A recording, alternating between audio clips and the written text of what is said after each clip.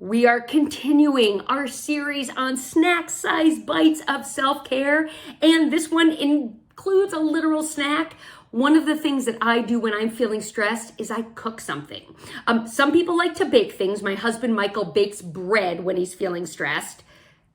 We have a lot of bread. He must be super stressed. For me, it stresses me out to have to follow instructions or directions or measure things. So I'm much more likely to cook, and throwing a whole bunch of ingredients in a pot and then getting something that's amazing for dinner really helps me feel good and productive and relaxed. So bake or cook something that tastes good and smells good.